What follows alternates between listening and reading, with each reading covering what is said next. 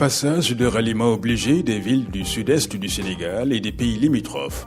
Kaolack, capitale du Sine Saloum, de par sa position au centre, s'étale sur une superficie de 5357 km², avec une population de 918 355 habitants en 2013, dont 61,2% ont moins de 21 ans. Kaolack affiche un panorama élogieux. La région de Kaolack compte 3 départements. Le département de Kaolack, du même nom, le département de Guinguinéo et le département de Nioro-du-Rip. C'est une région qui se trouve au sein du bassin arachidier du Sénégal. Ici à Kaolack, les potentialités, c'est effectivement agricole. Le secteur de l'élevage est assez important ici. Et surtout aussi, c'est une région qui reçoit énormément de transhumants. Et en dehors de ça, il y a le secteur transport. La route vers le Mali, c'est par Kaolack. La route pour la Gambie, c'est par Kaolack.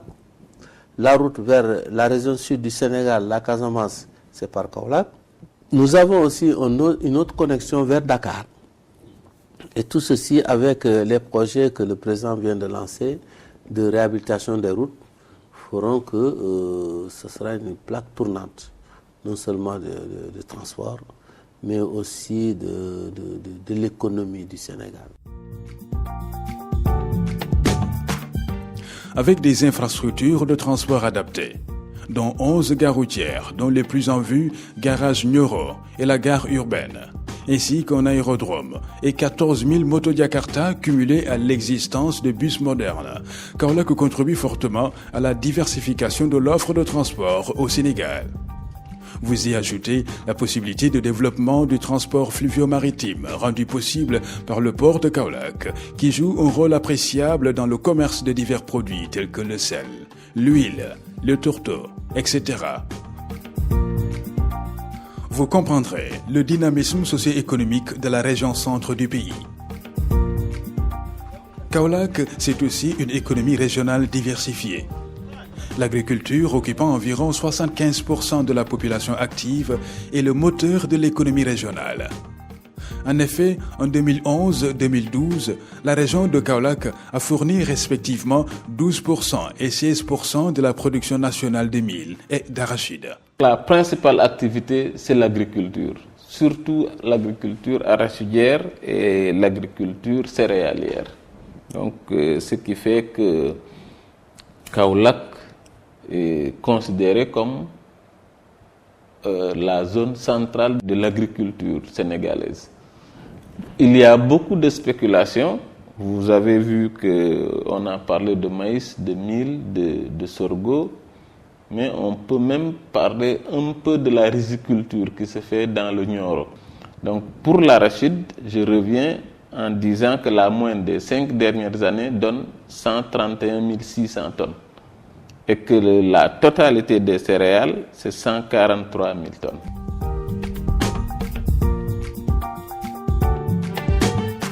Doté d'un abondant cheptel, varié de près de 4 500 000 sujets, dominé par les volailles, les ovins et les caprins, qui représentent plus de 90% des effectifs. Kaolack, c'est aussi un important bassin piscicole, avec un accès sur l'océan Atlantique, à travers le fleuve Saloum, malgré l'absence de façade maritime. En témoigne l'important marché central aux poissons, qui ravitaille les autres départements, les régions voisines et la République de la Gambie. Notons que la quasi-totalité du sel artisanal et industriel du Sénégal est produite dans la région de Kaolack. Près d'une dizaine d'entreprises industrielles s'activent dans les domaines de l'huile et du textile. La présence d'unités agro-industrielles telles que la Suneor, la Novacen, la nouvelle société des salins du Sine Saloum, la Sodefitext et la centrale électrique de Kahone constituent des indicateurs économiques pertinents de la région. L'artisanat est un secteur d'une grande importance dans le tissu industriel de la région. L'existence d'une chambre des métiers et d'un village artisanal valorise le génie créateur des Kaolackois, qui se manifeste par une offre de produits de qualité assez diversifiée. Le village artisanal de Kaolack existe depuis 1973. Ici compte beaucoup d'artisans de différents métiers Nous avons des bijoutiers, des maroquiniers, des cordonniers, des sculpteurs et des tailleurs, etc. Nous avons aussi des tisserands. Le village fait partie des meilleurs villages du Sénégal. Et nous avons des bons produits dans le village. Je vous conseille d'y visiter avec joie. Kaolack mise aussi sur les secteurs sociaux.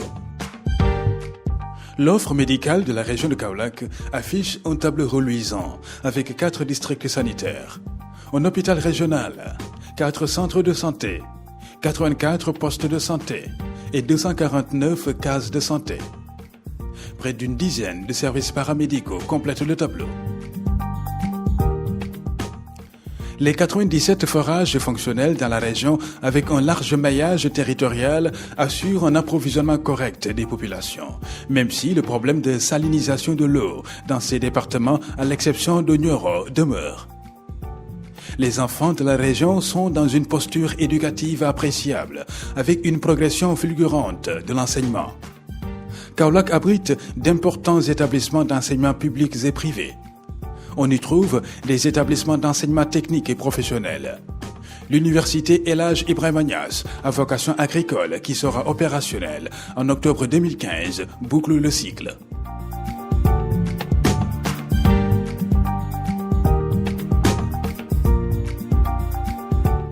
Kaolack, de par sa position géostratégique, occupe une place de choix dans les échanges commerciaux. En effet, le marché central de Kaolack est l'un des plus grands marchés du Sénégal, voire de la sous-région. 19 marchés permanents alimentent en denrées de première nécessité les habitants de la ville de Kaolack. Kaolack est assise sur un socle de microfinance énorme, avec une quinzaine de représentations bancaires et près d'une quinzaine de mutuelles de crédit pour accompagner les activités économiques des acteurs régionaux.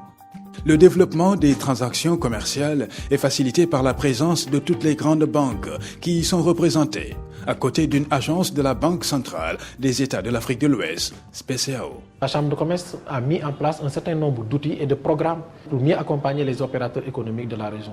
Parmi ces programmes, je peux citer le programme d'appui aux entreprises rurales, qui est un programme initié par la Chambre de commerce pour accompagner et renforcer la capacité des entreprises situées au niveau du monde rural. Nous avons aussi d'autres programmes comme le GUMA, le groupement d'utilisateurs agricoles, dont l'objectif est d'aider les agriculteurs à acquérir le matériel agricole. Et sur ça aussi, nous avons un autre programme qui est très important, qu'on a appelé le programme des points focaux, qui consiste à installer des bureaux de chambres de commerce dans toutes les collectivités locales de la région. L'objectif, c'est de décentraliser l'activité même de la Chambre dans les collectivités locales.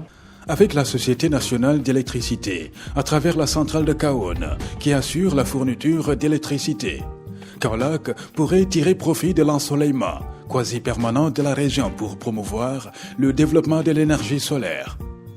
Kaolack, une région bien connectée au réseau téléphonique, une couverture du réseau téléphonique satisfaisante, un accès Internet haut débit, facilité par la présence de tous les opérateurs intervenant au Sénégal. La région de Kaolack compte aussi plus d'une vingtaine de réceptifs hôteliers, dont le dernier né, Al Diana, présente des caractéristiques aux normes.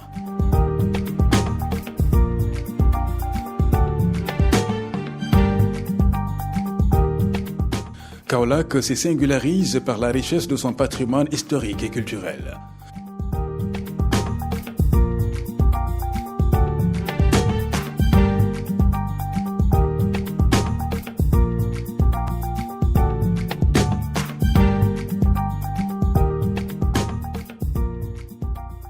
Un terreau de la chasse et du tourisme culturel.